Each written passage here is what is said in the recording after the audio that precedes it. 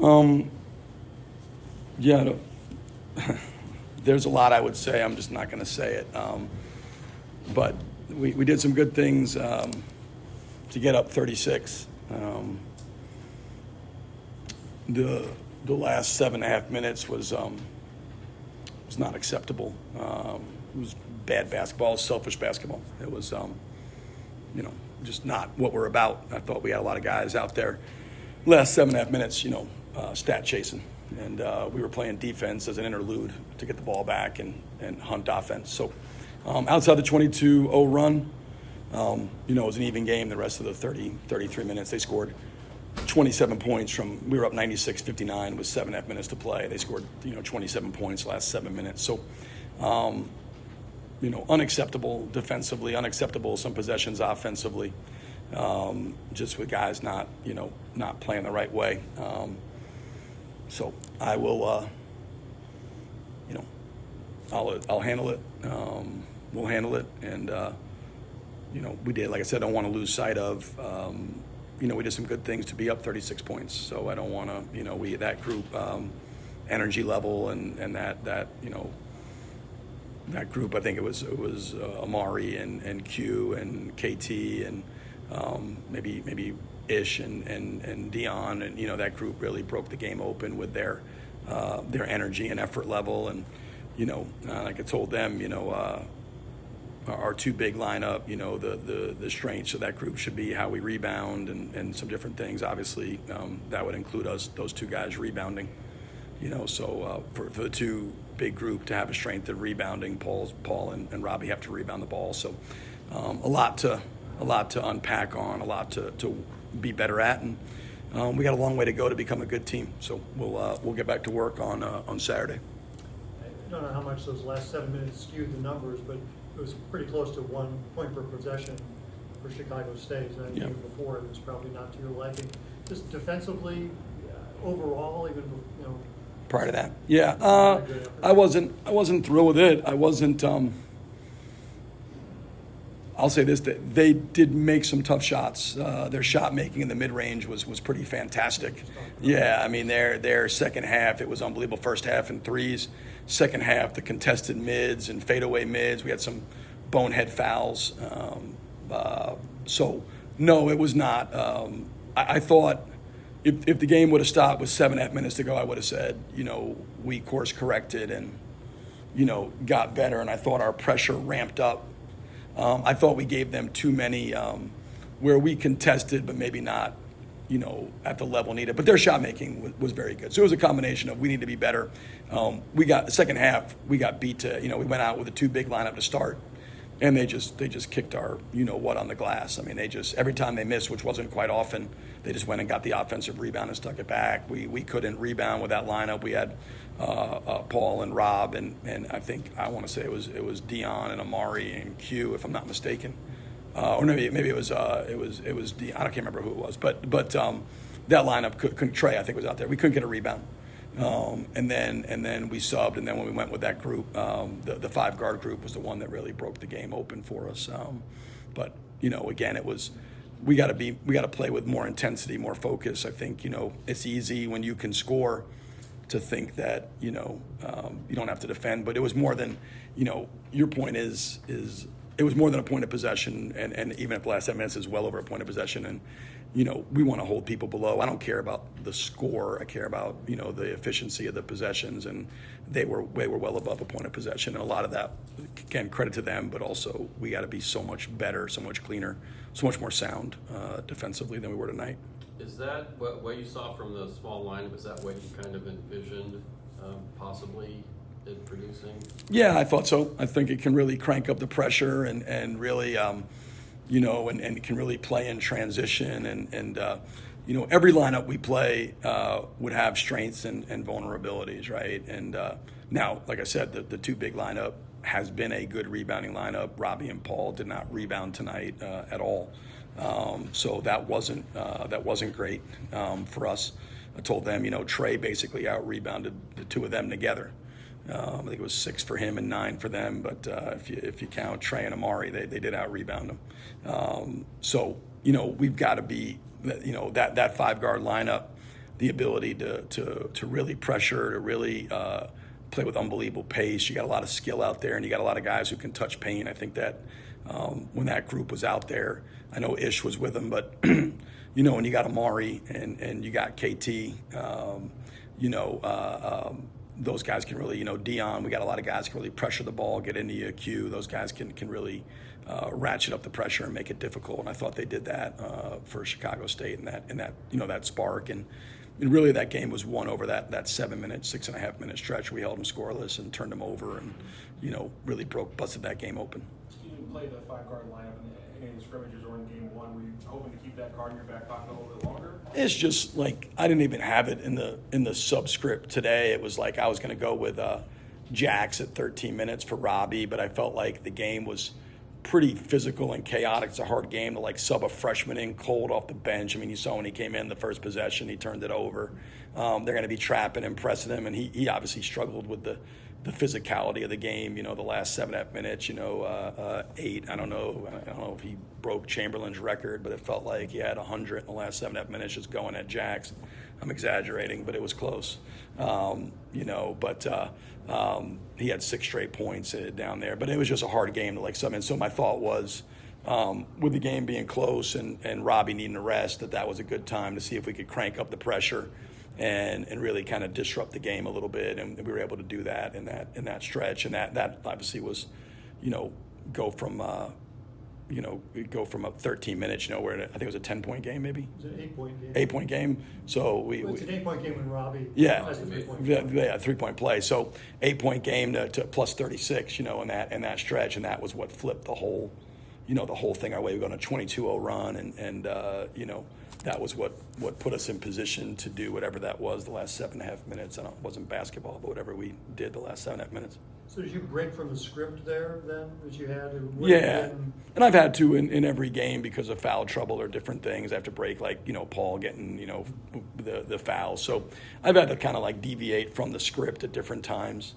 to get our guys to where they need to be, like, or just something. So it's a guideline, not a mandate. It's my own guideline, so I can break it. And if the game dictates something different because of foul trouble, or tonight, I thought, I really actually thought going to the game, the 2 big lineup would be really effective because I thought we could really punish them on the glass.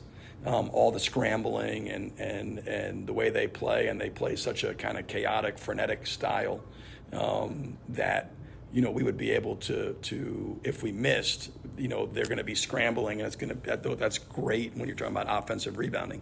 Did not at all go the way I thought. I mean, Paul and Robbie got 1 each. I mean, so they played, 44, 45 minutes with 2 offensive rebounds. So we weren't getting anything out of that. So I went with a small, and that's part of, like, I think the good part of this team is there's a lot of options to figure out in a game and say, okay, well, this is not working as we thought, so let's try this. And we tried that, and that's what obviously, swung the game, the pendulum of the game in our favor in a significant way. Did you like the way you were pushing the ball? You guys ended up with 41 fast break points. Yeah. You have a ton of steals, I don't think. Yeah, no, our pace was good. I mean, we wound up, we got out in transition. I mean, I think, we talked about that before the game. With them, you got to be comfortable in chaos because you're not like running a whole lot of plays. They're trapping and pressing and scrambling. But I thought off rebounds, in the first half, I thought we were running and looking for the ball, not sprinting the floor. And I thought we were like running back, looking at the basketball, and instead of just sprinting, I thought in the second half we really started to sprint, and I thought we were able to push and opened up driving lanes for us, got downhill, and Kellen and Dion and Amari and those guys were able to attack the rim and get some layups, and I thought that that was a springboard for us. 8 of your 9 guys played between 19 and 24 minutes. Do you feel like you're already kind of getting a good grasp on that 9-man rotation? Yeah, I do. I think, I got to get Jackson, Cam ready to play college basketball. Those guys aren't ready to play a college basketball game yet, but we will work there. They're both talented enough and coachable enough and care enough to, they're going to get there. And I just got to get them repetitions, and that's on me to continue to work that. But, the 9 guys, yeah, I feel like, on a nightly basis, like you look at tonight, like, Ish maybe should have got some more minutes at 16 points and in 19 minutes, but the minutes are going to be pretty balanced.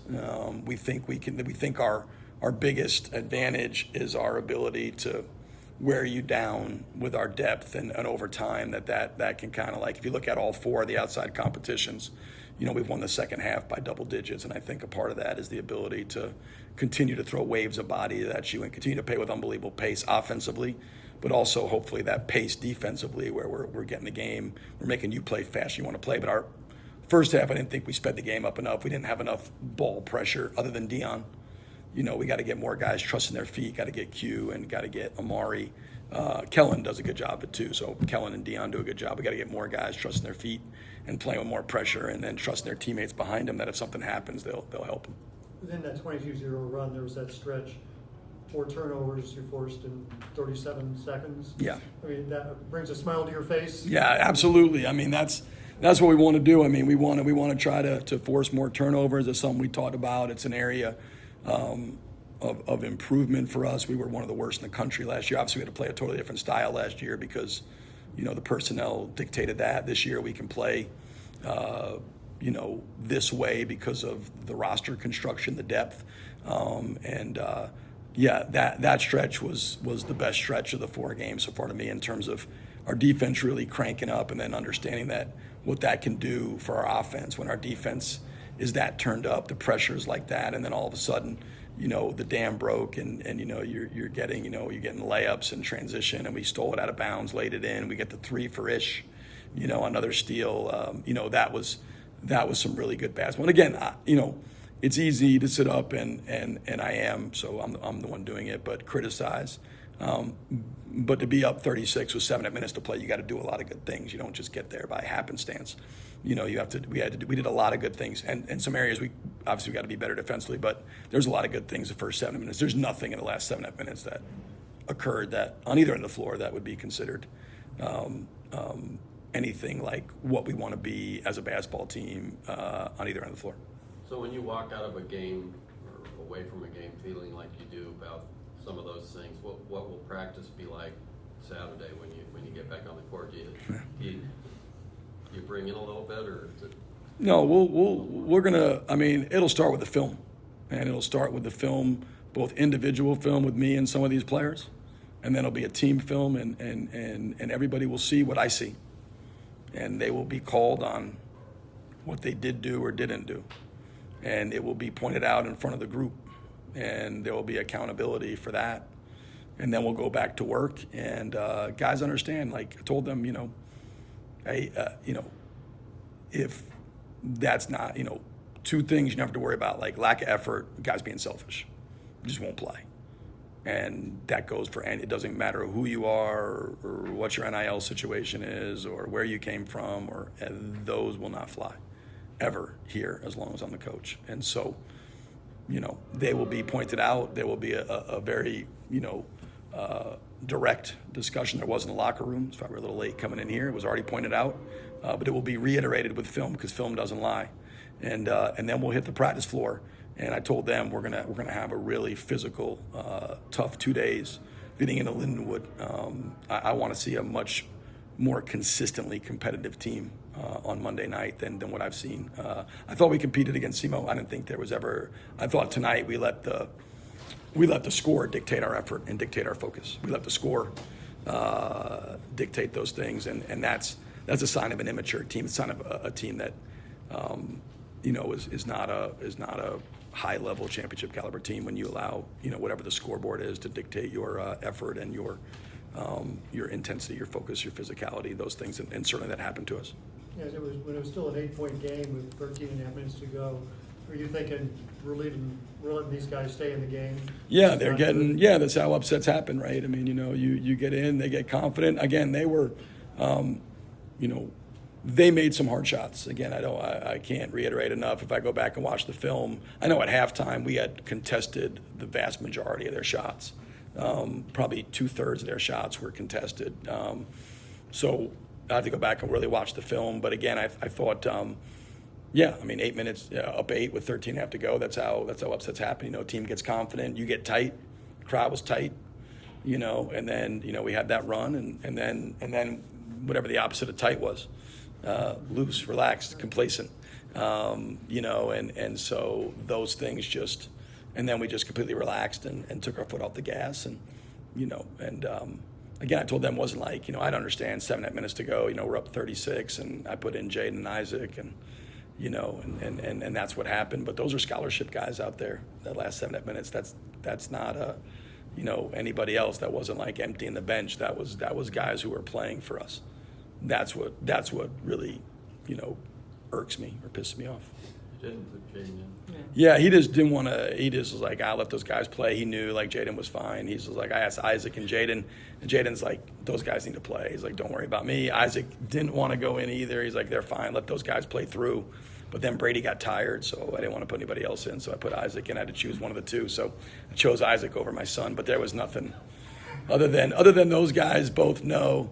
They don't get to practice a whole lot for you guys that are there, so their conditioning level's pretty low. So it has to be the right situation for those two to grace the court.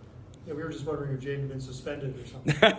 Yeah, well, listen, he does something every day that probably would be on the borderline of being suspended. So no, he just, when I went down there, I was going to put him in. Those guys in with about 3.5 minutes left. Actually, probably we would have been better defensively. So, it could have been any worse on either end. So, but they were like, let's let those guys play. We're playing terrible. They knew. They said that like, we're playing terrible. Those guys are playing bad. Let them play. We're fine not playing in this game. And so I was like, all right. Then I could see Brady was dying. So I had the choice of the two of them. I chose a taller one. Do you know if Dylan will be back Monday?